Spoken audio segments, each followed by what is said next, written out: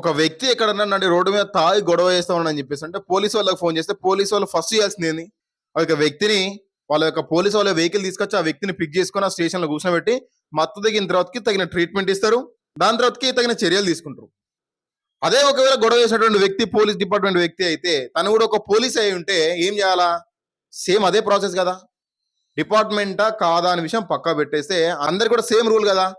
ఒక వెహికల్ తీసుకురావాలి and pick చేసుకోవాలి, కన్సర్న్ పోలీస్ స్టేషన్ లో కూర్చోబెట్టాలి. ఆ మత్తు దిగిన తర్వాతకి ట్రీట్మెంట్ ఉంటుంది. దాంతో పాటు ఒక గౌరవమైన పొజిషన్ లో ఉండదు. కానిస్టేబుల్ కావచ్చు, ఎవరైనా కావచ్చు. పబ్లిక్ సర్వీస్ కి పబ్లిక్ చెప్పాల్సిన పొజిషన్ లో ఉండి ఈ విధంగా రచ్చరచ్చ చేస్తా ఉంటే వాళ్ళ మీద క్రమశిక్షణ చర్యలు తీసుకోవాలి. సస్పెండ్ చేస్తారా, టర్మినేట్ చేస్తారా, డిస్మిస్ చేస్తారా, ఏదైనా పనిష్మెంట్ ఇస్తారా డిపార్ట్మెంట్ పరంగా, అది వేరే విషయం.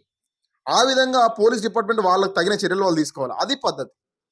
అంతేగాని ఒక తాగున్నటువంటి వ్యక్తి అని చెప్పేసి అంటే ఒక బురద, ఒక పెండలాగా, అది పెండ అని తెలిసి ఆ పెండ మీద రాయేస్తే అది మనమే వెళ్తుంది.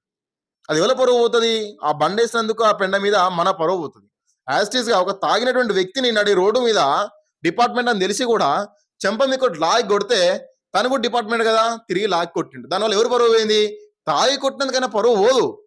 యూనిఫామ్ మీద ఉండి ఆయనతో ఒక దెబ్బ తిన్నందుకు యూనిఫామ్ పరువు పోతుంది ఫస్ట్. ఆ విషయం గుర్తించాలి కదా పోలీసు వాళ్ళు.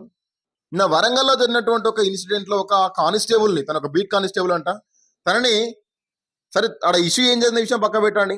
ఏం జరిగిందా, ఇంటర్నల్ ఏం జరిగింది, ఇంతకుముందు గొడవ అయిందా అని చెప్పి మనం చెప్పుకోలేదు. ఎందుకంటే ఒక మనం వీడియో క్లిప్ చూసినట్టయితే ఆ యొక్క బనీన్ కూడా అంటే ఆల్మోస్ట్ షర్ట్ తిరిగిపోయింది, ఆయన బనీన్ కూడా చినిగిపోయింది. అంటే ఆల్రెడీ గొడవ అయిపోయింది. అక్కడ గొడవ అయిపోయిన తర్వాతకి బయటకు వచ్చి నడి రోడ్డు మీద మాట్లాడుతున్న టైంలో ఎలా గొడవ అయింది కదా, పోలీస్ వెహికల్ తీసుకొచ్చి పిక్ చేసిన తర్వాత మీరు పోలీస్ స్టేషన్ తీసుకెళ్లిన తర్వాతకి ఎటువంటి ట్రీట్మెంట్ ఇచ్చినా కూడా అది ఏం కాదు, అది రూల్ ప్రకారం ఉంటుంది.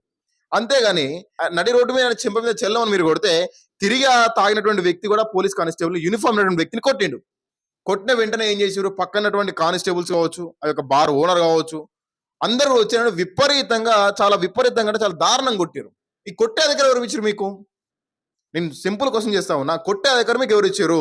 అంటే రోడ్డు మీద ఆ విధంగా కొడితే ప్రజలకు ఏ విధంగా మీరు సూచన చేయాలని చెప్పి అనుకుంటా ఉన్నారు? దీనివల్ల ప్రజలు ఏం అర్థం చేసుకోవాలి? తాగున్న వ్యక్తిని కొట్టచ్చని చెప్పేసి మీకు రూల్ ఉందా? ఎక్కడ రాసి పెట్టి ఉందా మీకు రూల్? ఎక్కడన్నా ఒక వ్యక్తి తాగున్నాడు, బరాబర్ లొల్లి చేస్తాడు, ఓకే, దానికి మీకు కొన్ని రూల్స్ ఉంటాయి. తీసుకెళ్ళిన తర్వాతకి మీరు ఏ విధంగా ట్రీట్మెంట్ చేసుకోవాలి, తగిన చర్యలు తీసుకోవాలి లీగల్గా. కానీ మీకు కొట్టే అధికారం ఎవరు ఇచ్చారు? కొడితే తిరిగి కొట్టే, దానివల్ల మీ పరువు పోయింది, డిపార్ట్మెంట్ పరువు పోయింది. ఇండైరెక్ట్ తాగినటువంటి వ్యక్తి పరువు ఏం పోదు కదా. అంత దారుణంగా వచ్చి 10 మంది కొట్టేస్తే ఆయనకి ఏమైనా జరుగుతుంది? ఆయన ఫ్యామిలీ ఉంటుంది, ఆయన వెనకాల ఆయన ఆధారపడే దాని మీద ఒక కుటుంబం ఉంటుంది, తన భార్య పిల్లలు ఉంటారు, వాళ్ళ అమ్మ నాన్న ఉంటారు. తనకేమన్నా జరిగితే నెట్టేస్తా ఉన్నాడు, నడి రోడ్డు మీద కింద పడ్డాడు, ఒకవేళ చనిపోతాడు, అదే టైంలో వెహికల్ వస్తుంది, ఆయన వెహికల్ మీదగా వెళ్ళిపోతుంది. ఆ టైంలో ఆయనకి ఏమైనా జరిగితే ఎవరు రెస్పాన్సిబిలిటీ? తాగిండు కాబట్టి చంపేసినాం అని చెప్పి అంటారా?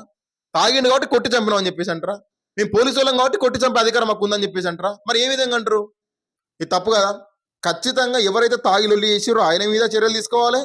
దాంతో పాటు తాగిండు లొల్లి చేసిన ఒక ఉద్దేశంతో ఎవరైతే పోలీస్ డిపార్ట్మెంట్ ఫస్ట్ ఆ యొక్క తాగినటువంటి వ్యక్తి మీద చర్య చేసుకున్నాడో ఆయన మీద చర్యలు తీసుకోవాలి. అంత విపరీతంగా కొట్టినటువంటి వ్యక్తుల మీద కూడా చర్య తీసుకోవాలి. వరంగల్ సిపి గారు వెంటనే దీని మీద యాక్షన్ తీసుకోవాలి, వాళ్ళని సస్పెండ్ చేయాలి. కొట్టే అధికారం ఎవరికి లేదు, కొట్టిరు, సస్పెండ్ చేయండి. అదే విధంగా తాగినటువంటి వ్యక్తి ఒక డిపార్ట్మెంట్ వ్యక్తి అని కూడా ఆ విధంగా ప్రవర్తించినందుకు తనని డిస్మిస్ చేయండి, కంప్లీట్ గా విధుల నుంచి తొలగించండి. విధులలో ఉండుకుంటూ తప్పు చేసినందుకు వాళ్ళని సస్పెండ్ చేయండి. 6 months చేస్తారా, 1 year చేస్తారా చేయండి. ఒకసారి వీళ్ళు కోర్టు చెప్పుకోవాలి, వీళ్ళ సమాధానం ఎందుకు కొట్టారని చెప్పేసి. ఆ వీడియోలో క్లియర్ కట్ కనిపిస్తుంది. ప్రీవియస్ గా ఏం జరిగిన విషయం పక్క పెట్టేస్తే తాగిన ఉద్దేశంతో ఒక కొట్టేటువంటి అధికారం పోలీసు వాళ్ళకి ఎవరు ఇచ్చారు? తను కొడితేనే కొట్టినట్టు కనిపిస్తా ఉంది ఆ వీడియోలో. ఫస్ట్ పోలీస్ డిపార్ట్మెంట్ వ్యక్తి కొడితేనే తను రిటర్న్ కొట్టిండు. కొట్టిన తర్వాత అక్కడ ఉన్నటువంటి పోలీసు వాళ్ళు అందరూ కూడా కలిసి అంత విపరీతంగా కొట్టిరు, నడి రోడ్డు మీద పడేసుకుంటూ కొట్టిరు కదా. ఏమన్నా జరిగితే బాధ్యత ఎవరు తీసుకుంటారు? వరంగల్ సిపి గారు తీసుకుంటారా, డిఎస్పీ గారు తీసుకుంటారా, అక్కడ కానిస్టేబుల్ తీసుకుంటారా, ఆ స్టేషన్ ఎస్ఐ తీసుకుంటారా, ఏ ఏరియా కిందతో ఎస్హెచ్ఓ తీసుకుంటారా? ఎవరు తీసుకుంటారు దాన్ని?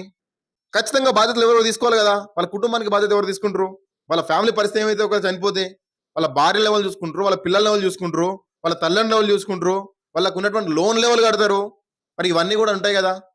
ఒక సెకండ్ చాలు, కరెక్ట్ కింద పడితే తగలాల్సిన చోట దెబ్బ తగిలితే ప్రాణం పోతుంది. అప్పుడు ఎవరు బాధ్యత? సో ఖచ్చితంగా ఇందులో ఉన్నటువంటి ప్రతి ఒక్కరి మీద కూడా చర్యలు తీసుకోవాల్సిందే.